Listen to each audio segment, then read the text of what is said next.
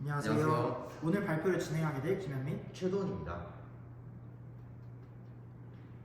네, 여러분들은 혹시 지금 화면상에 무엇이 보이시나요? 네, 바로 갓 태어난 아기, 신생아가 보이실 것입니다. 그렇다면 이번엔 여러분께 이런 질문을 드리고 싶습니다. 왜 갓 태어난 아기가 물론 걷지는 못하겠지만 자기가 낼 수 있는 최고의 속도로 기어간다고 했을 때 1시간 동안 얼마만큼의 거리를 이동할 수 있을까요? 즉, 최고 시속 얼마만큼의 속도로 움직일 수 있을까요? 여러 가지 수치들이 나왔지만 저희가 생각한 답은 바로 최대 시속 10만 킬로미터로 움직일 수 있다는 것입니다. 시속 10만 킬로미터. 아니 이게 무슨 말도 안 되는 소리냐고요? 물론 지구상에서 가장 빠른 사나이인 우사인 볼트가 시속 45km로 움직일 수 있다와 같은 사실도 알려져 있습니다. 하지만 저희가 준비한 답은 이렇죠. 이러한 답변에 대한 의구심과 호기심은 바로 우주라는 넓은 관점에서 해석할 수 있습니다. 지구라는 좁은 관점에서 벗어나서 태양계라는 넓은 관점에서 보게 되면 지구는 태양 중심으로 공전운동을 하게 됩니다. 근데 이 속도가 시속 10만 킬로미터예요. 그래서 저희들 모두 태양계를 시속 10만 킬로미터로 누비고 있다라고 그렇게 얘기할 수 있겠죠. 그런데 지구가 태양을 중심으로 공전운동을 한다라고 하면은 무언가 우주에 관련해서 생각나는 이론이 없을까요? 여러 가지 답변과 생각이 있을 수도 있겠지만 저희가 생각한 것은 바로 중세 유럽 시대의 과학 인쟁의 상징이라고 할 수 있었던 지동설과 천동설입니다. 여러분이 지동설과 천동설을 생각하실 때 흔히 천동설이 틀렸고 지동설이 옳다와 같이 생각하실 수도 있습니다. 하지만 사실 천동설은 틀리지 않았고 천동설로도 태양계 행성의 시운동을 정확하게 설명할 수 있다는 사실을 알고 계셨나요? 그런데 이렇게 잘 작동하는 천동설 모델을 내버려 두고 왜 지동설 모델이 발전하게 됐는지 저희와 함께 알아봅시다. 여러분들은 지금 화면상에 보이는 두 모형 중에서 어떤 모형이 더 간단하게 느껴지시나요? 네, 아마도 대부분의 방청객 여러분들께서 오른쪽 모형이 더 간단하다고 생각하셨을 것입니다. 지금 나와 있는 두 모형 중에서 왼쪽 모형은 프톨레마이오스가 제시한 천동설 모형을 나타내고 있고 오른쪽 모형은 코페르니쿠스가 제시한 지동설 모형을 나타내고 있습니다. 즉, 이 그림상에서 느끼셨다시피 지동설이 천동설보다 더 간단했던 것이죠. 따라서 복잡했던 천동설은 16세기 이후 점차 지동설에게 자리를 내어주게 됩니다. 천동설을 잘 보시면 지구를 중심으로 태양이 공전하고 있다라는 가정을 하고 있습니다. 하지만 지동설은 이와 반대로 태양을 중심으로 지구가 공전하고 있다라는 가정을 합니다. 하지만 이렇게 두 이론의 가정이 다르다고 해서 천동설과 지동설이 완전히 다른 이론이라고 말할 수 있을까요? 정답은 완전히 다른 이론이라고는 말할 수 없다는 것입니다. 물론 지동설이 생겨날 때 있어서 천동설의 기본적인 명제가 됐었던 태양이 지구 중심으로 돌고 있다, 공전운동을 하고 있다와 같은 기본적인 명제는 이와 같이 부정이 되었습니다. 하지만 두 이론 다 기본적인 근간이 되었었던 게 바로 여러 천체들이 특정 천체를 중심으로 공전운동과 주기운동을 하고 있다와 같은 기본적인 근간은 바뀌지 않았던 것이죠. 그렇기 때문에 여기에서 사용되어 있었던 이런 부정기법은 우리가 흔히 알고 있었던 아니다, 틀리다와 같은 의미를 내포하고 있는 부정기법과는 엄연히 차이가 있다고 할 수 있습니다. 그래서 저희는 이러한 부정을 긍정적 부정이라고 정의했습니다. 얼핏 들으면 굉장히 모순되는 말처럼 들립니다. 주차장인데 절대 주차를 금지한다거나 아니면 기계냉면이라고 적혀있는데 손으로 직접 뽑았다거나 참 어이가 없어 보이는 상황이죠. 긍정적 부정이란 말도 참 어이가 없어 보이는데 이게 어떻게 말이 될 수 있는지 저희와 함께 알아봅시다. 저희가 흔히 알고 있었던 사전적 정의로서의 부정은 아닐 부자에 정할 정자를 써서 그렇지 아니하다고 단정함 또는 옳지 아니하다고 반대함과 같은 의미를 가지고 있습니다. 하지만 저희가 얘기했었던 천동설과 지동설에 사용되어 있었던 일반적인 부정이 아닌 긍정적 부정은 도울부에 정할 정자를 써서 창의적 이론을 만들고 학설을 정립하는 데 있어서 도움을 주는 부정이다 와 같은 의미를 갖고 있게 됩니다. 즉, 긍정적 부정이란 것은 기존의 개념이 마냥 틀렸다고 비난하는 것이 아닙니다. 틀렸다고 비난하기만 한다면 아무것도 나아지는 것이 없겠지요. 대신 기존의 개념을 불완전한 존재로 보고 무언가 발전시키고 보완시켜 나가야 될 점이 있다고 보는 것이 바로 긍정적 부정입니다. 16세기 갈릴레이 같은 경우에도 자신의 지동설을 확립할 때 천동설을 두고 아니다, 지구가 돈다, 그 이론은 틀렸다라고 맹목적으로 비난하지는 않았습니다. 대신 천동설에서 천동설의 과정에서 취할 부분은 취하고 버릴 부분은 버리면서 비판적으로 가설을 수용해 나간 것이 참 긍정적 부정의 선례라고 볼 수가 있겠지요. 네, 그럼 여러분들은 지금까지 저희의 발표와 설명을 들으시고 이러한 긍정적 부정이 무엇인지는 알겠어. 하지만 어떤 효과를 가지고 있지? 우리가 왜 이걸 실행을 해야 되지? 어떤 걸 얻을 수 있는 거지? 와 같은 의문이 드실 수도 있습니다. 그 의문에 대한 첫 번째 답변으로 긍정의 한계 극복이 가능하다는 것을 말씀드리고 싶습니다. 긍정의 한계 극복, 즉 긍정만을 했을 때 틀에 갇혀있는 현상을 벗어나서 조금 더 넓은 생각의 폭과 이해의 폭을 바탕으로 더 발전시킬 수 있다는 것이 바로 긍정적 부정이라고 할 수 있다는 것이죠. 지금 이렇게 말로 했을 때는 이해가 안 되실 수도 있기 때문에 저희는 폰을 이용해서 예시를 들어 설명해 드리도록 하겠습니다. 지금 여러분이 화면상에서 보이고 계시는 것은 바로 물리적 키보드를 가지고 있는 핸드폰입니다. 이러한 핸드폰은 여러분들이 접하시기도 전에 없어졌을 뿐더러 이런 것은 아주 흔하지 않습니다. 하지만 옛날에는 이것도 장점을 가지고 있었습니다. 그 이유는 폰을 처음 접한 사람도 직관적으로 어떻게 사용해야 되는지 이해할 수 있도록 간편한 입력이 가능했다는 것이죠.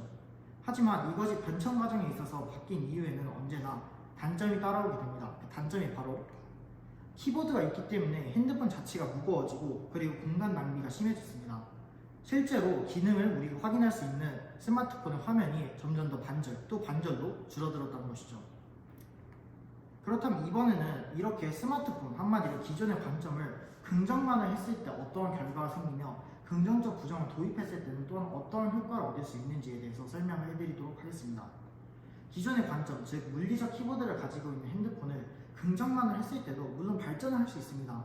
물리적 키보드의 크기를 줄인다거나 아니면 물리적 키보드 별로 기능을 많게 한다든가 그런 식의 효율성을 추구할 수 있지만 언제나 그 틀, 물리적 키보드를 가지고 있어야 한다는 틀에 사로잡힐 뿐이죠. 근데 만약에 긍정적 부정을 시행하게 된다면 어떻게 될까요? 바로 이러한 같이 여러 가지 질문들을 던지면서 관점의 폭을 넓히고 생각과 이해를 깊이 있게 발전시킬 수 있다는 것입니다. 지금 예로 들어보자면 물리 키보드가 꼭 있어야 될까? 한마디로 이런 것들은 없으면 안 될까? 그런 걸 통해서 좀 더 생각의 폭과 발전 가능성을 높일 수 있다는 것이죠. 우리는 이렇게 한정적인 기존의 관점을 넘어서서 긍정적 부정을 사용했을 때 정전식 터치스크린을 가지고 있는 아이폰을 개발할 수 있었습니다. 그렇기 때문에 물리 버튼을 최소화한다는 것이 얼마나 큰 힘을 가지고 있었던 것을 알 수 있었으며 긍정적 부정의 힘과 효과, 첫 번째 효과를 이해할 수 있었던 것이죠.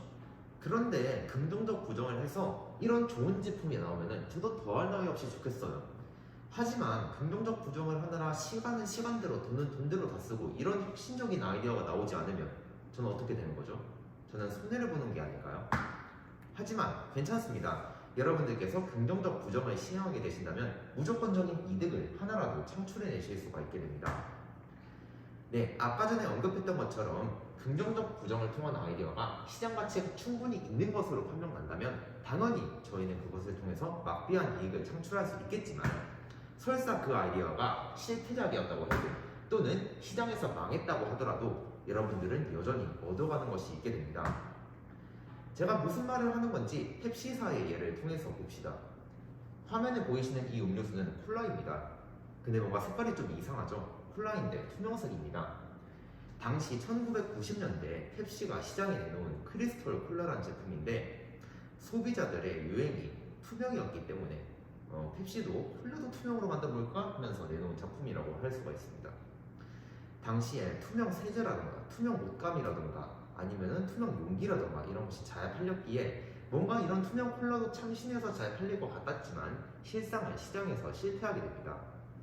많은 사람들이 콜라 이미지를 유리병에 담긴 갈색 또는 검은색 액체로 이렇게 머릿속에 이미지를 각인을 하고 있었던 탓에 요 크리스탈 펩시하고 소비자들이 생각하는 콜라 이미지하고 너무 이질감이 심해서 결국 크리스탈 콜라는 시장에서 실패하게 됩니다. 하지만 그렇다고 해서 펩시사가 아무것도 얻어갈 수 없었을까요? 그건 아닙니다. 펩시사는 아주 귀중한 교훈을 얻을 수 있었는데 그것은 바로 시장에 제품을 출시할 때는 물론 트렌드도 중요하지만 소비자들에게 자신의 제품이 어떻게 이미지 각인이 되어 있는지를 잘 살펴보는 것도 중요하다는 그런 교훈이었습니다. 네, 그렇다면 앞서 얘기했었던 첫 번째 효과, 두 번째 효과는 긍정적 부정을 했을 때 얻을 수 있는 결과와 관련이 있습니다. 그렇다면 그 과정을 통해서 얻을 수 있는 것은 아무것도 없는 것일까요? 물론 있습니다. 바로 문제 해결력을 향상시킬 수 있다는 것입니다. 문제 해결력, 우리가 흔히 진로 과목과 교과 과목 모든 과목에서 한 번씩은 꼭 필수적으로 들어있을 법한 이러한 필수적인 요소는 바로 문제를 긍정적 부정을 통해서 해결하는 과정에서 얻을 수 있습니다. 문제를 긍정적 부정을 함을 통해서 첫 번째 효과와 두 번째 효과에 의해서 당연히 긍정적인 결과를 얻을 수 있게 됩니다. 하지만 이 과정에서는 조금 더 넓은 생각의 폭과 더 깊은 이해를 통해서 문제 해결력, 한마디로 다양하게 문제를 해결할 수 있는 방법에 대해서 탐구할 수 있게 되는 것이죠. 이러한 과정을 통해서 향상된 문제 해결력은 말 그대로 무에서 긍정적 효과인 유를 창조하게 된다는 마술을 부릴 수 있게 되는 것이죠. 네, 이렇게 긍정적 부정에 시행하면 좋은 점에 대해서 저희가 쭉 알아봤는데요. 만약에 여기서 저희가 발표를 마치고 여러분들께 집에 가서 긍정적 부정을 시행해 봅시다 하면은 여러분들이 넘어야 될 산이 참 많을 거예요. 어떤 개념을 잡아서 긍정적 부정을 시행해야 되는가, 어떤 개념을 어떻게 발전시켜 나가야 될 건가, 참 막막할 텐데 그런 여러분들을 위해서 저희가 세 가지 단계를 준비해 봤습니다. 첫 번째 단계는 바로 목표의식 잡기입니다. 목표의식이라는 것은 어떤 불편한 점을 실생활 속에서 찾고 그 불편한 점을 개선해 나가겠다는 의지를 가지는 것인데요. 대한민국 5천만 샤워기 이용인들이라면 누구나 한 번쯤 샤워 도중에 손을 놓쳤을 때 이런 불상사가 발생한다는 사실을 잘 알고 계실 겁니다. 그래서 저는 이제 목표의식으로서 정한 것이 뭐냐면 내가 샤워기를 놓치더라도 조금 더 안정적으로 샤워기가 동작하도록 만들고 싶다라는 것을 잡을 수가 있겠죠. 네, 목표를 설정했다면 이러한 목표와 관련되어 있는 문제를 분석하는 과정이 필수적이라고 할 수 있습니다. 지금 이러한 상황이 있어서는 지금 샤워기가 추진력이라는 작용을 받았을 때 그 반대 방향으로 밀리는 반작용, 한마디로 작용 반작용 법칙이 작용하고 있는 문제적 상황이라고 분석을 할 수 있게 되는 것이죠. 저희는 이러한 문제를 분석해서 손이 샤워기의 추진력을 잡는 구조와 같은 방법으로 해석을 했습니다. 네, 그리고 세 번째 단계로 넘어가 보자면 주체 바꾸기라는 단계인데요. 네, 주체 바꾸기가 무슨 말인지 저희와 함께 알아봅시다. 아까 전에 손이 샤워기의 추진력을 잡는 구조다라고 저희가 말을 했었는데 이 문장에서 뭔가 조금 바꿔서 새로운 아이디어를 도출해 보려고 합니다. 그런데 저희가 궁극적으로 달성해야 되는 목적은 샤워기의 추진력을 잡는다는 거잖아요. 그러면 추진력을 잡는다는 부분은 바꿀 수가 없어요. 그럼 무슨 부분을 바꿔야 되느냐? 바로 여기 문장의 주체에 해당하는 손이라는 단어를 바꿔야 되겠죠. 저희는 예를 들어서 이 손이라는 단어를 샤워기가 라는 주어로 치환을 한번 해봤습니다. 샤워기가 스스로 자신의 추진력을 잡는 구조다 라고 한번 아이디어를 내보았는데요. 이러한 아이디어를 어떻게 실현시켰느냐면 저는 바로 오뚜기의 원리를 이용했습니다. 무게중심이 아래쪽에 있기 때문에 전후좌우 어느 방향으로 쓰러져도 다시 아래쪽으로 서게 되는 것이죠. 마찬가지로 샤워기의 헤드에도 무게중심을 달아서 물이 어느 방향으로 뿜어져 나가든 샤워기가 어느 방향으로 추진력을 받든 간에 상관없이 샤워기의 헤드가 안정적으로 고정될 수 있는 그런 장치를 한번 마련해 봤습니다. 어때요? 3단계를 따라오니까 긍정적 부정을 통한 새로운 아이디어 내기 참 쉽죠? 네, 지금과 같이 이렇게 여러 가지 효과를 가지고 있으며 발전시킬 수 있는 방법도 아주 간단한 기존의 부정에서 벗어난 긍정적 부정이라는 창의적 사고 기법은 현재 우리 사회에서 4차 산업혁명 시대로 접어듦에 있어서 가장 중요하다고 할 수 있는 창의적인 아이디어를 지속적으로 내는 인재, 그리고 기존의 것에서 좀 더 창의적으로 만들어 나가는 인재, 그러한 인재상에 가장 적합한 창의적 사고 기법이라고 할 수 있습니다. 그렇기 때문에 여러분이 오늘 저희 강연을 듣고서 조금 더 창의적인 사고를 많이 사용하게 되는 미래 사회의 인재로서 조금 더 한 발짝 다가와서 더 그에 걸맞는 학생으로서 자라게 되는 그러한 성장의 밑거름으로 발전되었으면 좋겠다는 마음입니다. 이상 저희 발표를 마치도록 하겠습니다. 여러분 모두 긍정적 부정하세요.